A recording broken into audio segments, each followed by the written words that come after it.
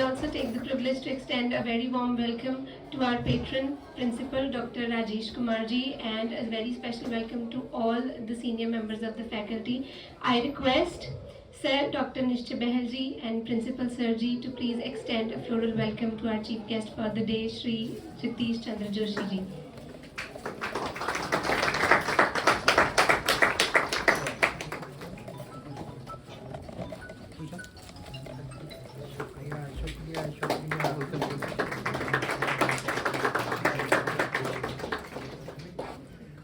Welcome, sir.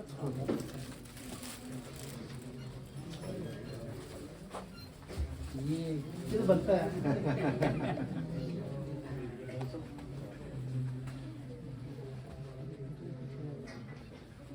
Welcome, sir. जितना भी honour आपका किया जाए कम है. Welcome, sir.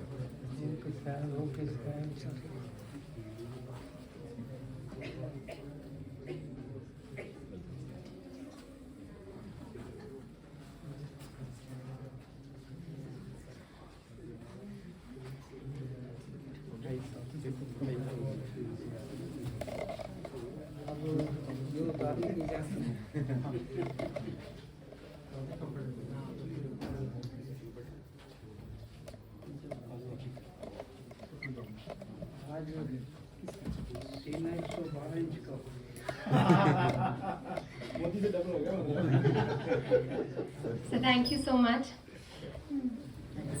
Before proceeding further, I request all of you to kindly stand up to pay a tribute to DAV Institutes with the DAV anthem, and I request all the students to please stand straight and be silent.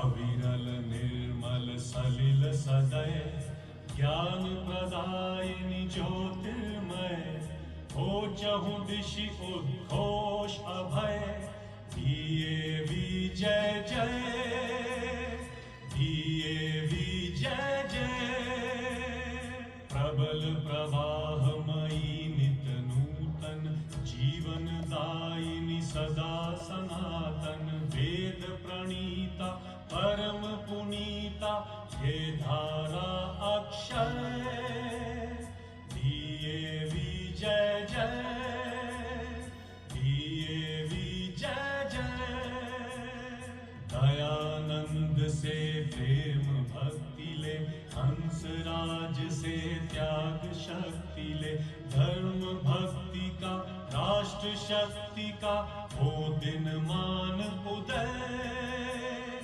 दिए विजय जय दिए विजय जय सुख समृद्धि इसकी लहरें प्रेम शांति इसके तट ठहरे सघन शांतिमय प्रबल क्रांतिमय लिए अटल निश्चय दिए विजय जय दिए विजय जय.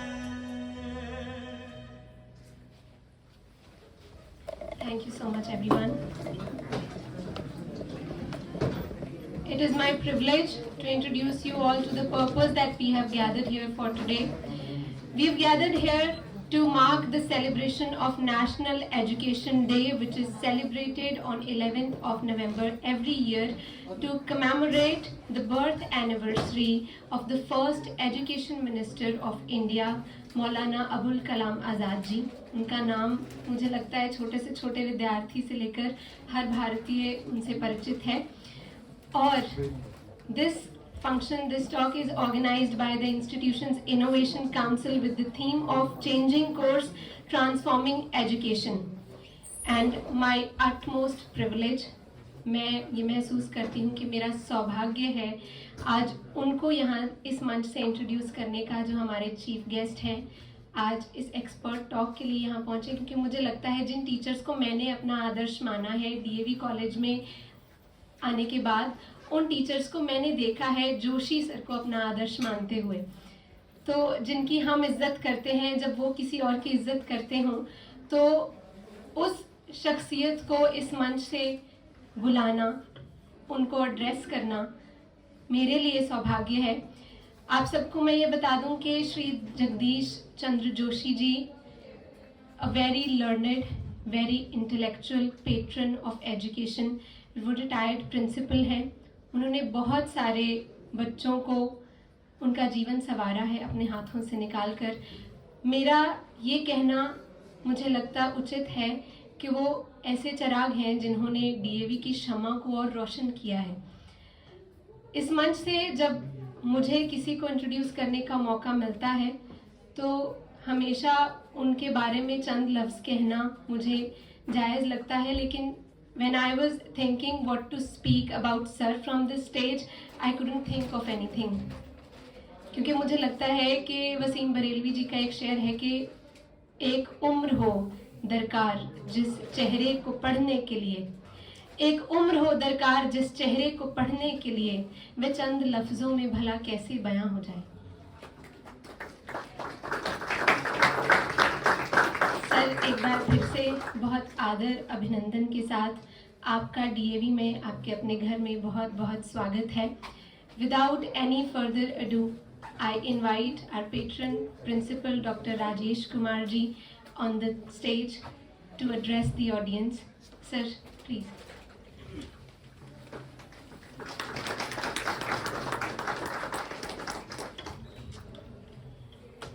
Thank you very much, ma'am. Very revered and very honorable Shri Jagdish Chandra Joshi ji, the guest speaker for today's talk to commemorate National Education Day. As ma'am has told, Professor Joshi does not need any introduction. Particularly, I have seen during my short stay in the college, the last almost 2 months, that in DAV College Jalandhar, he needs no introduction. Every teacher is acquainted very well with his credentials, with his persona, with his personality, with his scholarship and whatnot. He's such a person, he cannot be described in words. Though he has retired as principal of a reputed college, but reading and writing still remain his first love. He loves to read, he loves to write, and his writings are varied, multi-directional, and on different subjects. If you listen to him, if you look at his works, one gets really surprised that how a single person can have so many different tastes. He knows multiple languages: Hindi, Punjabi, English, Urdu, Farsi, you name any. He's master of all those languages. And his writings, basically he's a trained historian, he's a man of history, but he's neck deep into literature. He's neck deep into so many other areas which a person of history doesn't venture, doesn't look into. So we are really fortunate and lucky to have him here to be associated with DAV College Jalandhar in different capacities. And I welcome you, sir, for your visit to the college on the eve of this celebration of National Education Day under the aegis of Institutions Innovation Council. This is a new council we have developed with Young Brigade, who is heading this project. It is a very ambitious project of Government of India, Ministry of Education. There are different branches, and under this, different activities will be organized on different themes. This topic on education, it's very broad. It cannot be completed in one lecture or in one day. Education is different from literacy. Literacy, it stops at certain level, Like some people, they are matriculate, others are 10+2 pass, others are graduates, some are postgraduates, some are PhDs. That is the literacy level. But the education, it starts with the birth of a person and it ends only with the death of a person. We keep on learning one thing or the other till we die. So that's the education. So this education, it can be through the formal mode, which is imparted in schools, colleges and universities and institutions. It can be through the non-formal mode, through distance education, through correspondence, private mode, and it can be even through non-formal mode. Non-formal education, informal education. Informal education is the one which you just come across from anybody. For example, you are traveling on the road. On the roadside, you read a hoarding. Some information is written there. World AIDS Day on 1st December. That is informal education. Because you didn't need any teacher for that. You just observed it. You are listening to somebody, you are watching a movie, and you are learning something. That is informal education. So 3 different modes of education, informal, non-formal and formal modes of education are there. And since independence of India, different commissions have been set up by the government of India to streamline the structure of school education and higher education. The first commission that was set up in 1948, that was Radhakrishnan Commission on Education. And thereafter in 1964 to 66, there was a very famous Kothari Commission on Education.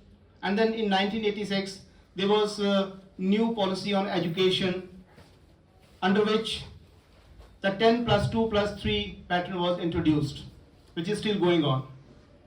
And thereafter in 2005, National Knowledge Commission was established under the leadership of Prime Minister Dr. Manmohan Singh and Sam Pitroda. He was the chairman of this commission. And now, 17 years or 15 years after that, we have got National Education Policy 2020.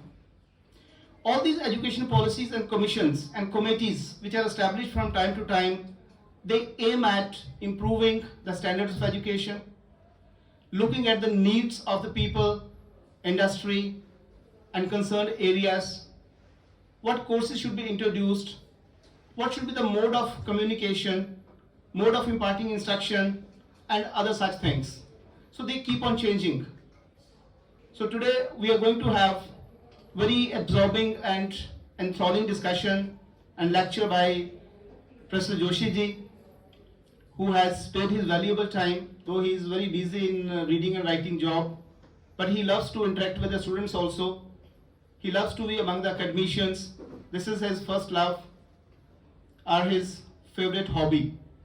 So welcome, sir, to be with us. And I congratulate this IAC Council members who have organized this activity. I just want to tell for the information that today the result of IAC 4 will be declared. We have enrolled under IAC 5. So you have time of 2 to 3 months under which you have to perform, and then at the national level, your performance or your ranking will be released. I convey my best wishes because this is our maiden activity we have started with. So my congratulations and best wishes for your endeavors. Thank you very much and all the best.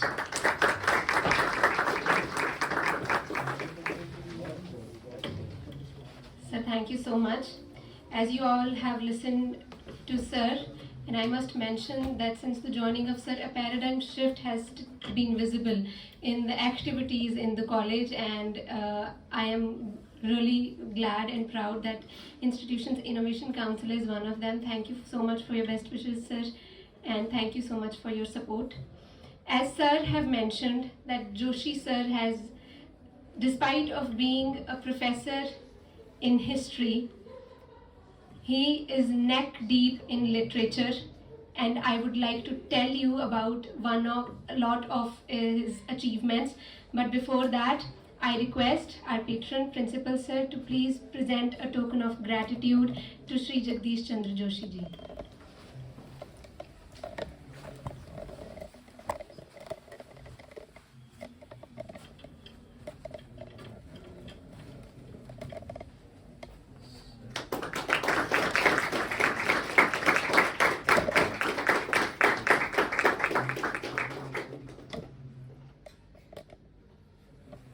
Other members of the SNDC.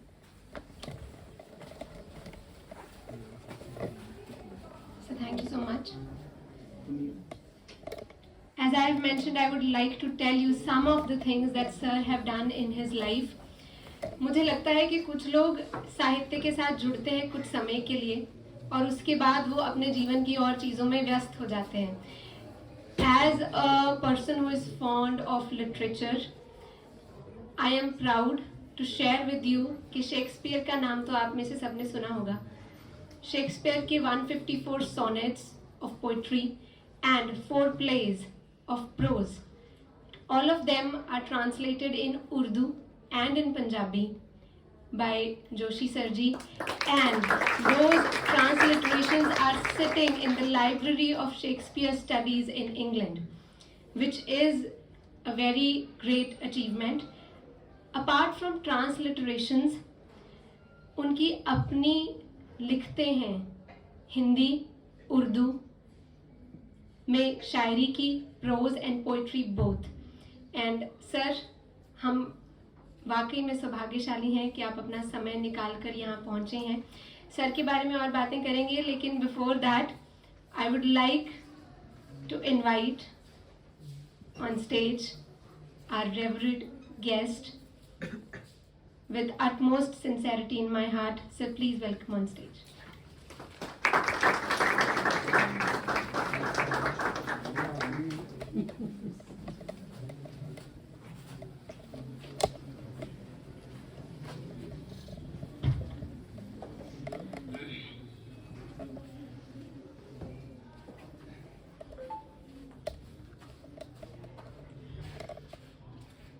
Principal Rajesh ji, members of the staff, students, मैं इस college में नया नहीं हूँ. आज से 72 साल पहले मैंने एडमिशन लिया था इस कॉलेज में. आपकी तरह से ही लेक्चर भी सुनता था, लेकिन सिर्फ सुनता नहीं था. उन लेक्चर्स को जिसे कहते हैं आत्मसात करना, उनका निचोड़ निकालना, उनका एनालिसिस करना, ये मेरा काम था. मुझे फ़ख्र है कि बहुत अच्छे टीचर से मैं मिला, पढ़ा. एक बार ऐसा हुआ कि यहाँ एक प्रोफेसर साहब थे, कक्कड़ साहब, बी.एन. कक्कड़ साहब. वो मुझे मिले, डी.डी. बिबरा साहब जो दोआबा कॉलेज के टीचर थे.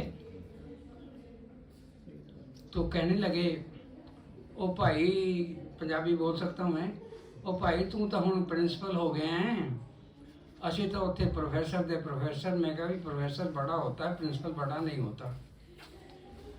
और मैंने कहा उनसे कि जब मैं मर्चेंट ऑफ वेनिस ट्रांसलेट कर रहा था तो मुझे कतई दिक्कत नहीं आई. कहते क्यों? मैं कहा बी.एन. कक्कड़ मेरे सामने होते थे. वो पढ़ाते हुए उन कैरेक्टर्स में उतर जाते थे. अगर पोर्शिया है तो पोर्शिया बन रहे हैं, लॉन्सिलॉट गाबो है तो लॉन्सिलॉट गाबो बन रहे हैं, और अगर वो मर्चेंट हैं, एंटेनियो है, बेसेनियो है, सबका कैरेक्टर जो है वो एक हिस्टोरिक टैलेंट था उनमें. वो करते थे ऐसा सब कुछ, और वो हमारे जहन में उतर जाता था. एनीवे, मैं अब सोच रहा हूँ कि मैं शुरू करूँ तो कहाँ से करूँ. शुरू तो मैंने कर दिया, लेकिन फिर भी सोच रहा हूँ कि शुरू कहाँ से करूँ. शुरू में करना चाहता हूँ कि strength is life, weakness is death. ये कथन विवेकानंद जी का है. इस कथन को आप अपने ऊपर अप्लाई कर सकते हैं, अपने कॉलेज के ऊपर अप्लाई कर सकते हैं, अपनी स्टेट के ऊपर अप्लाई कर सकते हैं, अपने देश के ऊपर अप्लाई कर सकते हैं, और चाहो तो दुनिया पर भी अप्लाई कीजिए. दूसरी बात जो मैं कहना चाहूँगा वो ये है कि एक फ्रेंच रेवोल्यूशनरी और थिंकर थे जिनका नाम था दांतन. उन्होंने कहा कि after food education is the first need of the people. After food, education is the first need of the people, और ये बिल्कुल बात सही है. स्टेज पर मेरी बेटी ने एक आध शेर कहने की ज़रूरत समझी और मुझे भी थोड़ा बहुत शौक़ है, तो मैं फैज़ अहमद फैज़ के एक शेर की बात कहना चाहूँगा कि मेरी ज़िंदगी का मकसद कि हर एक को मेरी ज़िंदगी का मकसद कि हर किसी को फैज़ पहुँचे. फैज़ का मतलब है रोशनी. मेरी ज़िंदगी का मकसद कि हर किसी को फैज़ पहुँचे. मैं चिराग राहे मंजिल, मुझे हर कोई जलाओ. और ये दीप जो है, रोशनी का दीप जो है, ये जलाना चाहिए. दीप से दीप जले और रोशनी फैले. और अगर मैं अपनी गज़ल का एक शेर कहना चाहूँ तो यूँ कह सकता हूँ कि रोशनी दे इल्म की मिटा दे अंधेरा. रोशनी दे इल्म की मिटा दे अंधेरा. अकल जोश की तो ये कह रही है, ज़माने की रफ्तार ये कह रही है. तो इन बातों के बाद अब क्योंकि प्रिंसिपल साहब ने जो भी बात कही यहाँ मेरी तारीफ में, एजुकेशन के बारे में, एक्चुअली ये सारी बातें मैं कह नहीं सकता था क्योंकि ये टॉपिक इतना बड़ा है जिसको 30 मिनट में या 25 मिनट में इकट्ठा करना बहुत मुश्किल है. तो मैंने डॉक्टर दिनेश साहब से बात भी की थी और मैंने कहा मैं मुख्तसर सी बात करूँगा. और ये कोई लेक्चर नहीं है, ये मेरा कोई लेक्चर नहीं है, ये सिर्फ मैं आपसे बात कर रहा हूँ. दिल की बात दिल से, दिल का मिलान दिल से, और आँख से आँख मिलाकर बात करूँगा. तजर्बा है थोड़ा बहुत, और इसको भी अगर मैं एक मिसरे में तब्दील करना चाहूँ तो ये है कि मैंने अपनी नज़र से दुनिया देखी है. मैंने अपनी नज़र से दुनिया देखी है, अब आप मेरी नज़र में दुनिया देखें.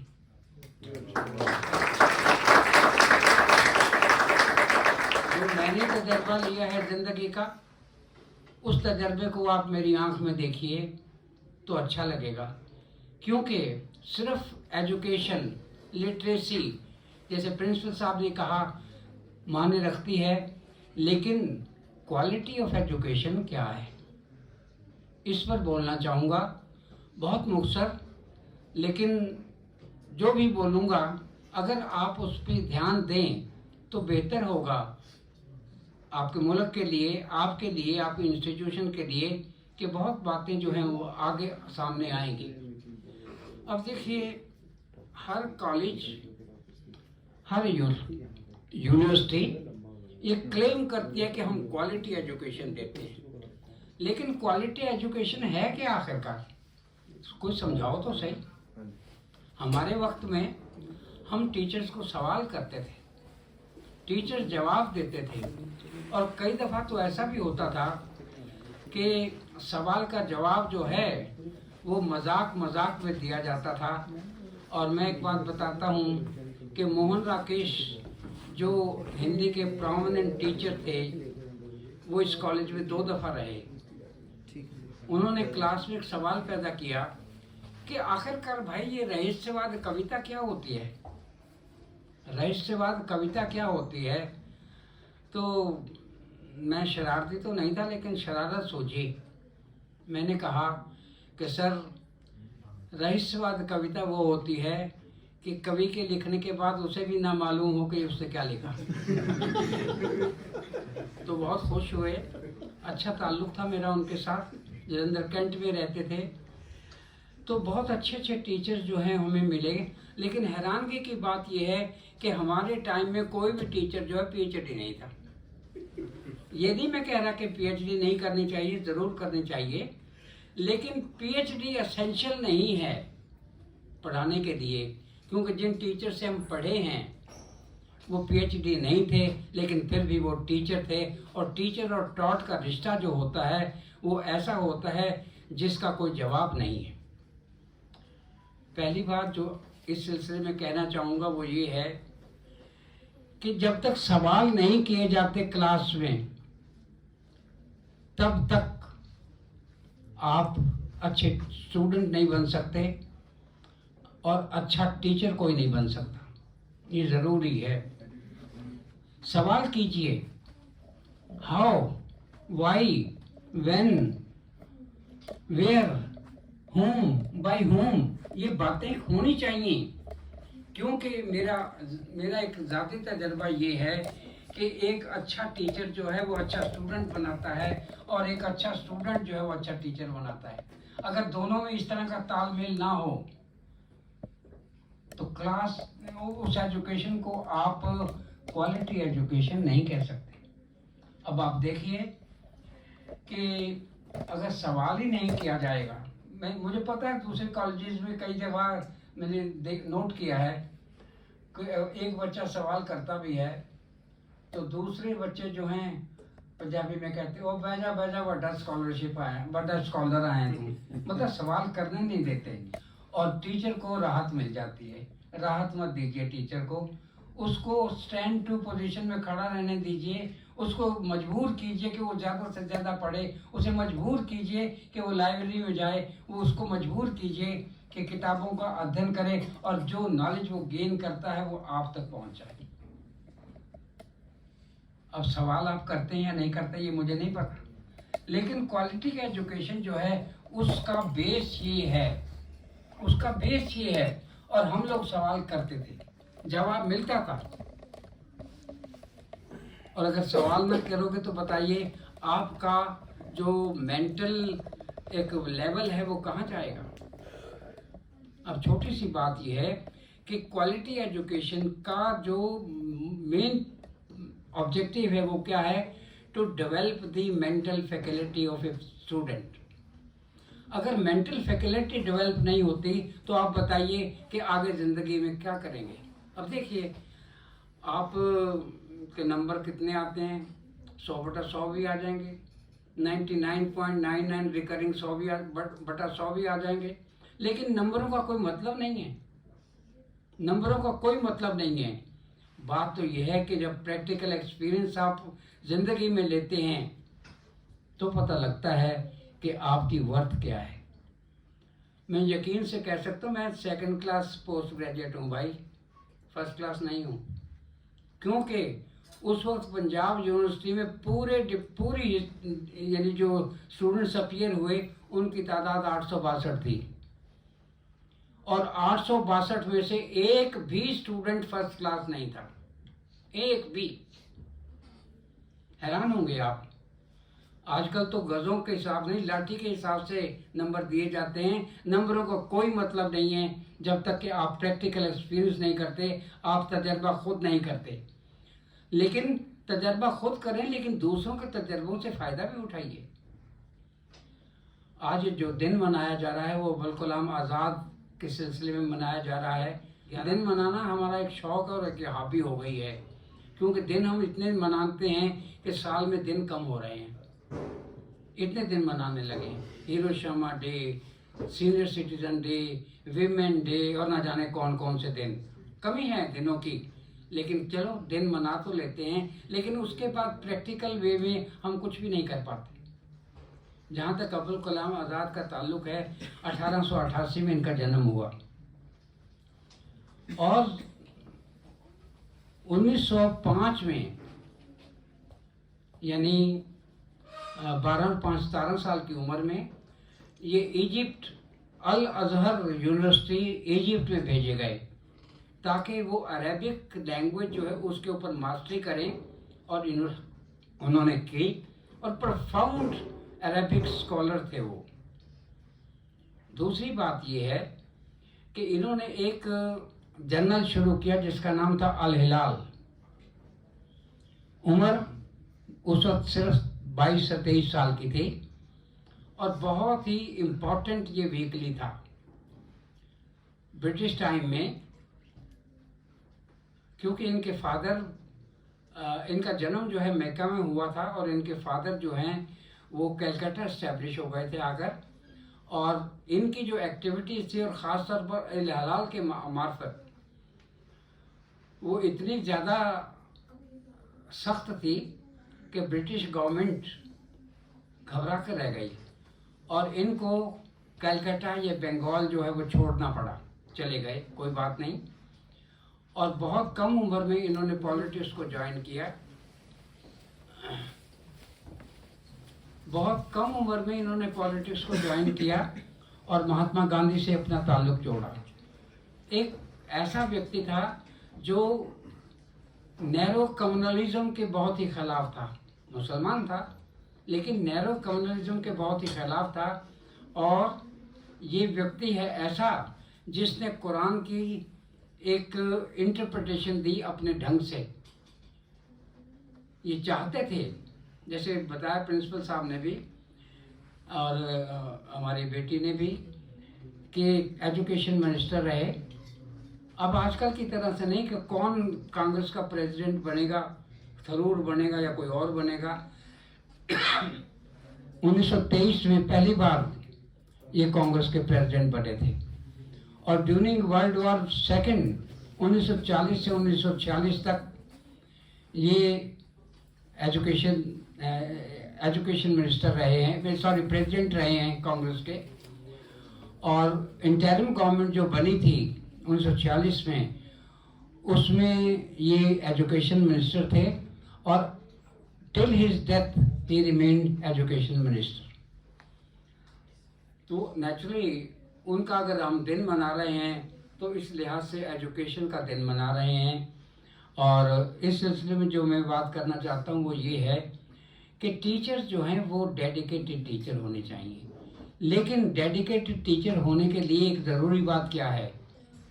पढ़ाई तो है लेकिन फाइनेंशियली उसको कोई फिक्र नहीं होना चाहिए। आज तो ज़माना ऐसा है कि कई कॉलेजेस में आपके 13-13 महीने की तनख्वाह नहीं मिली। एंशिएंट टाइम की अगर बात करूं तो नालंदा विश्वविद्यालय था यहाँ बिहार में, अभी है। तो डॉक्टर साहब अजीजान, उस जगह पर 1510 टीचर्स थे, 1510 टीचर्स और स्टूडेंट संख्या थी 10,000। रेशो कितनी बनती है? 1:6। और जो वहाँ के महाराजा थे उन्होंने 200 गांव का लगान उस यूनिवर्सिटी को सौंप रखा था। फाइनेंशियल कोई डिफिकल्टी नहीं थी। अगर आप ये महसूस करें कि टीचर जो है वो तनख्वाह के बगैर रहे या डॉग बेसिस पे लगे थोड़े से पैसे मिले, तो बताइए वो अपना टाइम जो है वो एजुकेशन को कितना देगा, कितना नहीं देगा, पढ़ेगा कितना पढ़ेगा। ये ज़रूरी है कि फाइनेंशियली वो बिल्कुल ऐसा होना चाहिए कि उसे कोई फिक्र फाका ना हो और वो तब एजुकेशन के लिए काम करेगा, डेडिकेटेड टीचर होगा। और स्टूडेंट जो है उनका भी ये फ़र्ज़ है कि जो भी टॉपिक चल रहा है अपने कॉलेज में या अपने क्लास में, उससे पहले पढ़कर तैयार होकर आएँ। हमारे टीचर ऐसा कहते थे कि जो टॉपिक आपने पढ़ना है, जो टॉपिक आपने पढ़ाना है, उसके लिए पहले पढ़कर आइए ताकि सवाल कर सकें। एक ख्याल आता है मुझे कि जब हम स्टूडेंट थे तो एक ऐसे था हमारे कोर्स में जिसका टाइटल था व्हाट इज़ यूनिवर्सिटी। कहते कोई क्लास की ज़रूरत नहीं है, क्लास की ज़रूरत नहीं है। आप एक टॉपिक दे दीजिए 15-20 बच्चों को जो भी आपकी क्लास में हैं और उनसे कहिए कि एक हफ्ते के बाद इस टॉपिक पर स्टडी कर आप आइए। वो आए, जो टीचर जो क्लास टीचर है वो उनके साथ बैठेगा। पहले चाय पियो, कोई समोसे वगैरह खाओ, कोई दिक्कत नहीं। मैं बता रहा हूँ कि ये मैं कोई लेक्चर नहीं दे रहा, आपसे बातें कर रहा हूँ मैं। समोसे वगैरह खाइए और फिर उस टॉपिक पर डिस्कशन हो। हर स्टूडेंट जो उस टॉपिक पर बात करता है, जो वो पढ़कर आया है वो बात करता है। टीचर जो है अगर कोई कमी है तो उसको पूरा करता है। वो पूछते हैं, कहते हैं उस ऐसे में था कि आप अगर डिग्री देना चाहते हैं, फर्स्ट डिग्री देना चाहते हैं या 3 साल में, तो 3 साल के बाद उन बच्चों को डिग्री दे दीजिए, क्योंकि इंटरेक्शन हो रहा है, बात को समझ रहे हैं, सवाल कर रहे हैं। कमी है तो टीचर उसको पूरा कर रहा है। तो वहाँ टीचर का डेडिकेशन, स्टूडेंट का डेडिकेशन दोनों हाजिर हैं। तो मैं यही चाह रहा हूँ कि स्टूडेंट्स जो हैं जिस टॉपिक पर भी डिस्कशन होनी है या जो भी लेक्चर दिया जाना है उसके ऊपर पहले पढ़कर आएं। ये नहीं कि जो टीचर बताएगा देख लेंगे, ऐसा नहीं। पढ़कर आइए, सवाल करने की हिम्मत आप में तब भी आएगी। और सिर्फ दिखावा नहीं। हमारे टाइम में एक प्रोफेसर थे इंग्लिश के बीडी वर्मा साहब, और एक बच्चा था, वो सबको डराने के लिए ऐसे ऐसे मोटे मोटे लफ्ज निकाल कर आता था, कुछ ना पूछिए। और हम छोटे छोटे कद वाले घबरा जाते थे कि क्या करें क्या ना करें। तो एक दिन जब बीडी वर्मा साहब जो हैं उन्होंने कहा कि अजीज, इन शब्दों का इस्तेमाल करने से पहले इस्तेमाल देख तो लिया होता। तो उस दिन हमें तसल्ली हो गई कि सिर्फ शब्द का कहना, शब्द को हासिल करना वो एक बात है, लेकिन उसकी एप्लीकेशन जो है वो इम्पॉर्टेंट है। तो उसके बाद से हमने डिक्शनरी कंसल्ट करना शुरू की। आप हैरान होंगे, मेरे बारे में पता नहीं क्या क्या बताया गया है, पता नहीं वो झूठ था या सच था, लेकिन सच ये है कि मेरे पास कम से कम 50 डिक्शनरीज हैं, हर लैंग्वेज की जो मैं जानता हूँ। और अगर कोई लफ्ज़ सामने आता है तो ना सिर्फ उस लफ्ज़ के माने देखता हूँ, बल्कि वो ये देखता हूँ कि इसका शेड क्या है। अभी कल का दिन है, ये मुझे टाइम नहीं दिया गया। कल का दिन मैंने एक टॉक दी है रेडियो स्टेशन जलंधर से, और टॉपिक था, हालांकि मेरे टॉपिक से हिस्ट्री से कोई ताल्लुक़ नहीं उसका, लेकिन एक टॉपिक ये था कि Hamlet the prince of Denmark, criminal conspiracy therein. मैंने ये साबित किया है कि जो किंग को वहाँ मारा गया है, कत्ल किया गया है, उसके पीछे एक कॉन्स्पिरेसी थी। बहुत अच्छा टॉपिक था। और नेक्स्ट मैं उनसे कह कर आया हूँ कि अगर इंग्लिश में मुझे फिर बुलवाना है तो भाई सोनेट्स पे बात कीजिए, शेक्सपियर की सोनेट्स पे बात कीजिए। और शेक्सपियर की सोनेट जो 154 है वो मैंने सिर्फ 22 दिन में की थी। हर रोज़ 7 सोनेट्स कर उठता था। और फिर ख्याल आया कि ये सोनेट्स लिखी क्यों गई हैं। इसलिए लिखी गई कि उससे पहले 5 पोइम्स जो हैं वो शेक्सपियर ने लिखी थी, और मैंने ये साबित किया है कि इन 5 पोइम्स का ताल्लुक जो है वो इन सोनेट से है, इन सोनेट से है, क्योंकि ये सोनेट से पहले लिखी गई।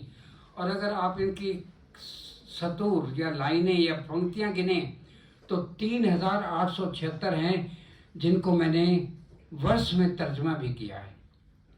और ये सभी किताबें जो हैं, कम से कम 14 किताबें इंटरनेशनल शेक्सपियर एसोसिएशन लंदन में हाज़िर हैं। उन्होंने गिफ्ट मुझे भेजा है, कॉरस्पॉन्डेंस उनके साथ है। और कम से कम 10 किताबें जो हैं मेरी, वो अबुल कलाम उर्दू यूनिवर्सिटी हैदराबाद में हाज़िर हैं, जिन किताबों को लेकर आपके छोटे टाइम रहे प्राइम मिनिस्टर आई के गुजराल साहब खुद लेकर गए थे। और उम्मीद है कि वो किताबें जब भी उनके पास फंड्स अवेलेबल होंगे वो प्रिंट होंगी। और दूसरी बात ये है कि वहाँ जब मेरी कॉरस्पॉन्डेंस थी तो शमीम जयपुरी वहाँ के वाइस चांसलर थे, और उनकी किताब उभरते नक्कुश पर बाकायदा तौर पर मैंने रिव्यू भी किया है। तो ये तो अपनी बातें थी, लेकिन अब मैं बात ये करना चाह रहा हूँ कि अगर एजुकेशन की इतनी ज़रूरत है तो किस लिए। देखिए, मैंने शुरू में एक सेंटेंस कहा था कि strength is life, weakness is death. और मैंने ये कहा था कि आप इसको अपने शरीर पर अप्लाई कीजिए, आप अपनी इंस्टीट्यूशन पे अप्लाई कीजिए, स्टेट पे कीजिए, हिंदुस्तान पर कीजिए, मुल्क पर कीजिए। अगर ताकत नहीं है तो आप कुछ नहीं कर सकते। वीकनेस दिखाते हैं तो आप गुलाम हो जाते हैं। हमारे हिंदुस्तान की जो वीकनेसेस थी उनका फ़ायदा उठाकर डिफरेंट इन्वेडर्स ने हमारे ऊपर कब्ज़ा किया है, हमको ग़ुलाम बनाया है। अंग्रेज़ों ने भी। और यही एजुकेशन है जिसने आपको आज़ादी दिलवाई। अंग्रेज जो है पछताते थे कि हमने ये इंग्लिश एजुकेशन दी क्यों। उनकी इंग्लिश एजुकेशन से हमारा ताल्लुक हुआ इंग्लैंड से। प्लासी की जंग जब जीती गई या तो वी.एच. स्मिथ जो हिस्टोरियन है वो कहते हैं कि लॉर्ड क्लाइव ने एक पुल बना दिया है हिंदुस्तान और इंग्लैंड के दरमियान, हिंदुस्तान और इंग्लैंड के दरमियान, जिसके ऊपर लूले लंगड़े भी चल सकते हैं और अंधे भी अपना रास्ता टटोल कर चल सकते हैं। ये लेकिन जो पुल बनाया था उन्होंने, उस पुल के ऊपर आज लूले लंगड़े भी चल रहे हैं और अंधे भी चल रहे हैं। तो आपको ताकत चाहिए। ताकत जो है वो मुल्क की आपके माध्यम से है। ताकत आपकी एजुकेशन से है। और जो एजुकेशन आप लेंगे इन कॉलेजेस से, वही एजुकेशन जो है मुल्क को मजबूत बनाएगी। लाल बहादुर शास्त्री जी थे, उन्होंने एक नारा दिया था, जय जवान जय किसान। डॉक्टर दिनेश शाहद हैं, मैंने उस नारे को बदला है, जय किसान जय जवान। इकोनॉमिकली अगर हम साउंड नहीं हैं, अगर फाइनेंशियली हम खुद कफील नहीं हैं, डिपेंडेंट नहीं हैं, तो ही जवान का कंधा मजबूत हो सकता है, वरना नहीं। और अगर जवान का कंधा मजबूत है तो आपका मुल्क महफूज है। आज से 25 साल पहले जब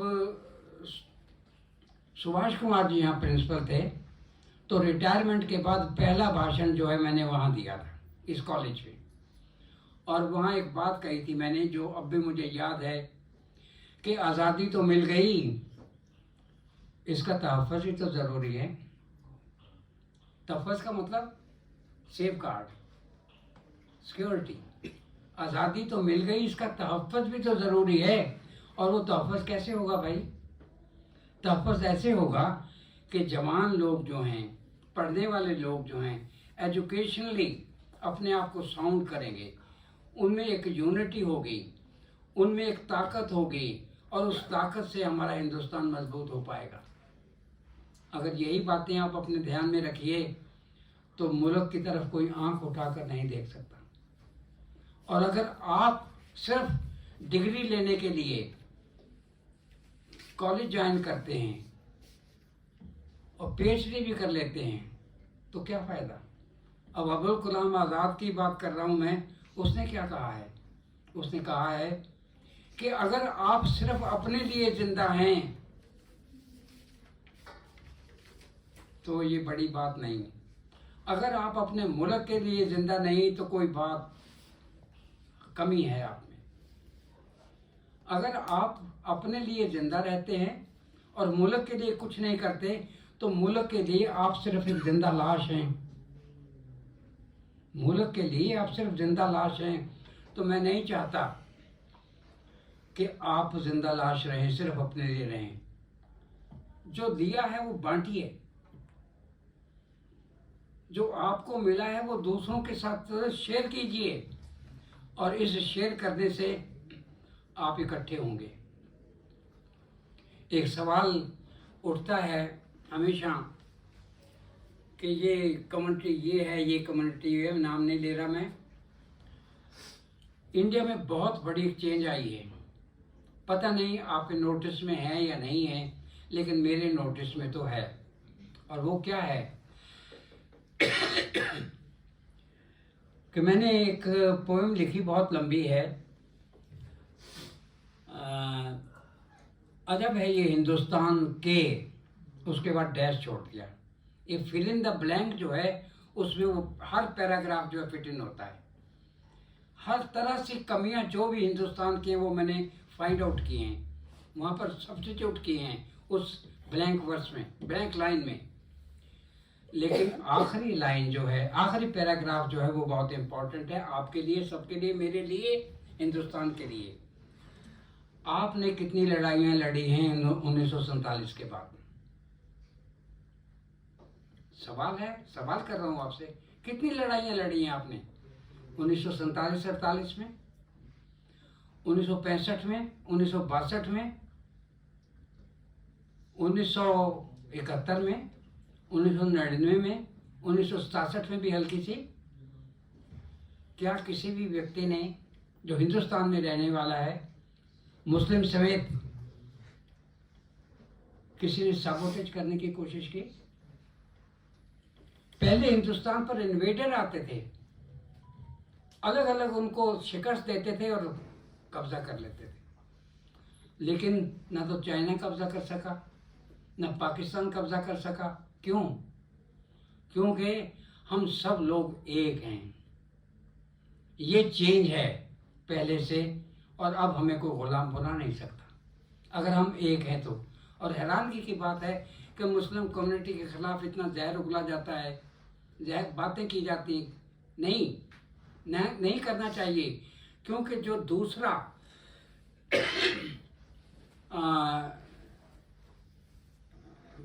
गैलेंट्री अवार्ड मिला, परमवीर चक्र, वो किसको मिला था? पहला अवार्ड सोमनाथ जी को मिला था और दूसरा अवार्ड अब्दुल हमीद को मिला था।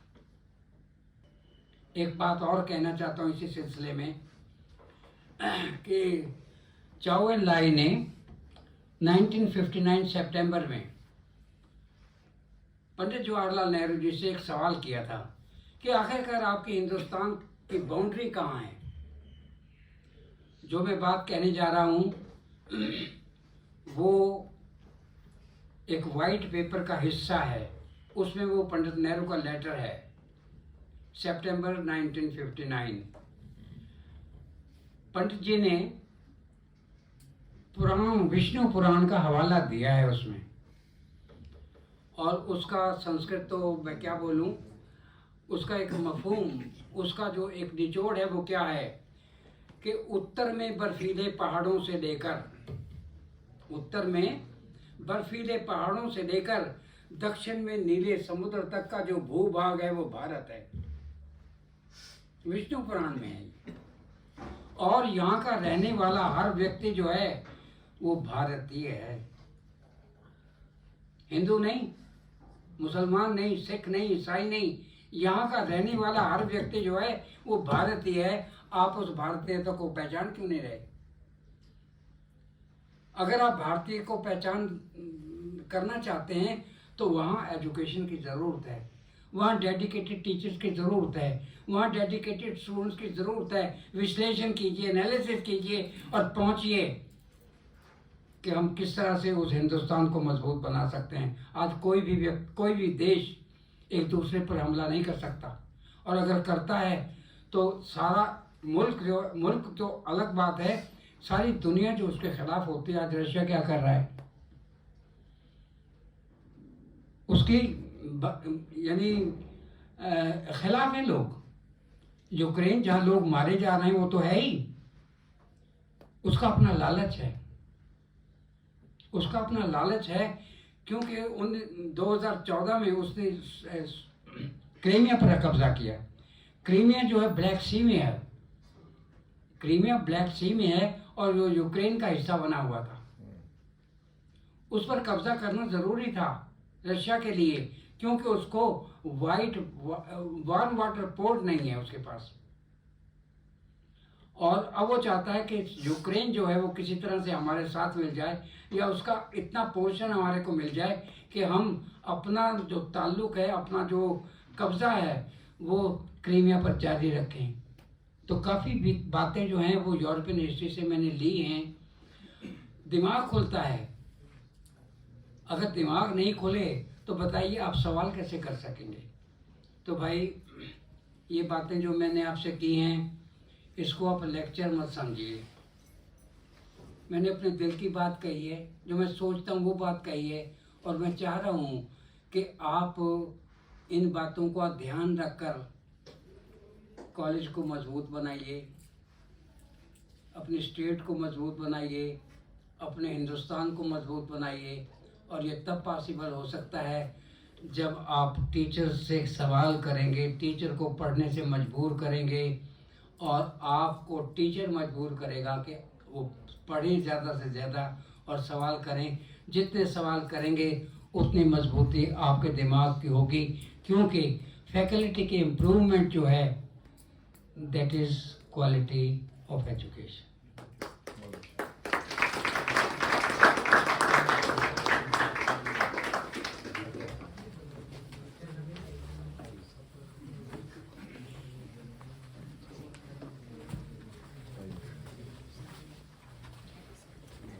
बहुत बहुत शुक्रिया सर। जो मैंने सुना है, मुझे ये लगता है कि सर ने किसी एक विषय पर बात नहीं की है। सर ने बहुत से विषय जो आपके लिए या हमारे लिए जानने ज़रूरी हैं, जिनको समझना ज़रूरी है, उन पर बात की है। और आपको शायद इस बात का एहसास नहीं होगा कि ये जो सर ने यहाँ पे इतने सारे विषयों पर बात की है, सुनने में आसान लगता है, लेकिन शायद उन्होंने बहुत सी किताबों का अध्ययन किया होगा, तभी वो उन बातों का निचोड़ हमें बता पा रहे हैं। मुझे लगता है कि वाकई में कामयाब होने के लिए आपको मेहनत की भट्टी में जलना ही पड़ता है, डिग्री करने के बाद भी, और शायद डिग्री करने के बाद ही मेहनत शुरू होती है। सिर्फ इतना ही कहना चाहूँगी कि दिल को जला के दी है ज़माने को रोशनी, दिल को जला के दी है ज़माने को रोशनी, जुगनू पकड़ के हमने उजाला नहीं किया। और इसी के साथ ही मैं मंच पर आमंत्रित करती हूँ डॉक्टर राजीव पुरी जी को for a vote of thanks.